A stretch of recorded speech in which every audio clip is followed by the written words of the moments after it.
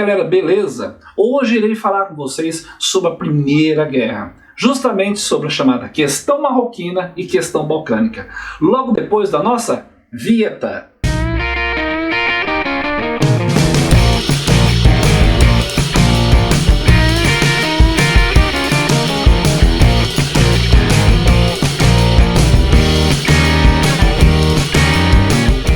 Começar esse vídeo, gostaria de pedir para que dê o seu like e inscreva-se, é claro, aqui no canal. Compartilhe, por favor, e ajude o canal a crescer mais, além de seguir o canal no nosso Instagram, que consta na descrição do vídeo. Belezura? Bem, galera, o que nós iremos falar hoje? Iremos falar sobre a Primeira Guerra Mundial e iremos falar especificamente sobre a chamada questão marroquina e questão balcânica.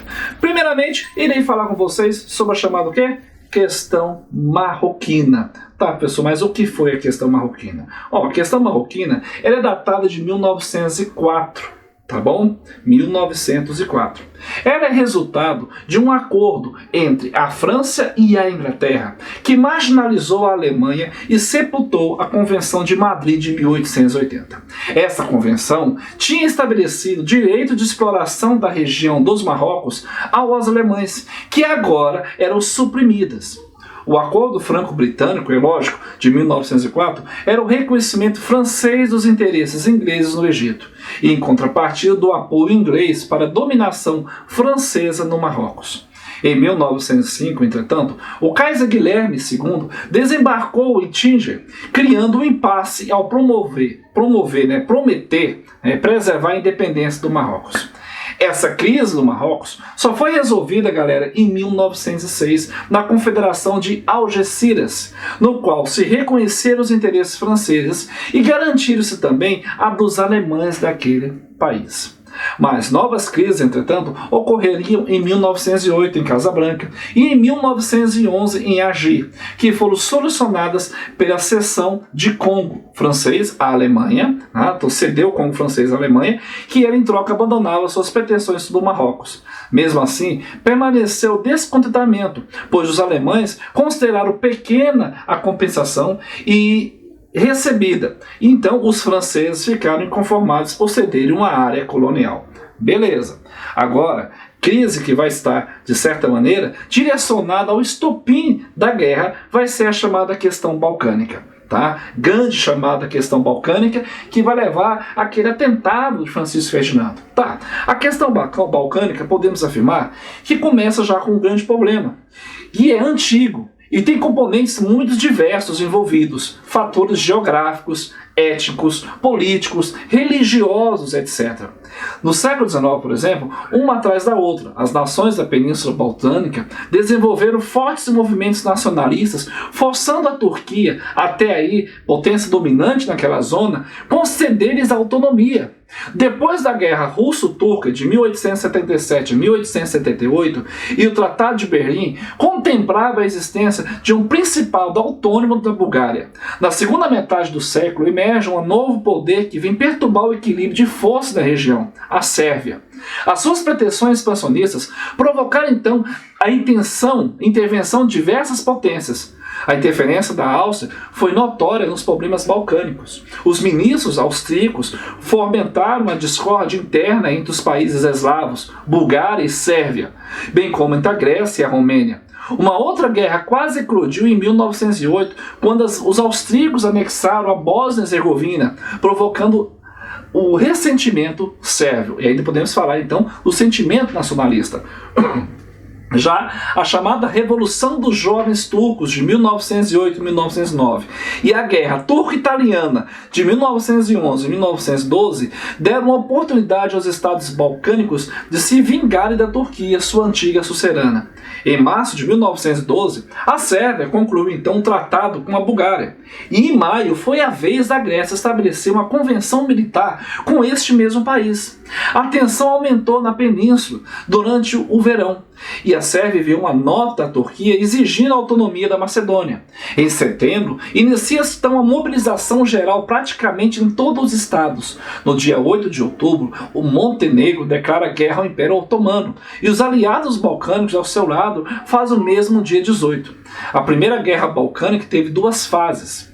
No dia 3 de dezembro foi assinado o primeiro armistício das negociações de paz prosseguiram em Londres, sem sucesso, e, é claro, um golpe militar nacionalista na Turquia fez trazer de volta hostilidades que prosseguiram até abril de 1913. Pelos termos do Tratado de Londres, os turcos cederam a ilha de Creta à Grécia e desistiram dos territórios localizados entre o porto de Midrin, em Turquia, no Mar Negro, e Enes, uma cidade turca costa do Mar Egeu. A questão da Albânia e das ilhas do Mar Egeu seria resolvida, portanto, por uma comissão internacional. Ou seja, concluindo, a região é conflituosa mesmo. Com o Tratado de Londres, contudo, criou funções entre os antigos aliados da Aliança Balcânica, especialmente entre a Bulgária e a Sérvia. Por exemplo, porque não atendia às pretensões das sérvias quanto à integração do seu estado nas terras da Macedônia, que estavam em poder da Bulgária.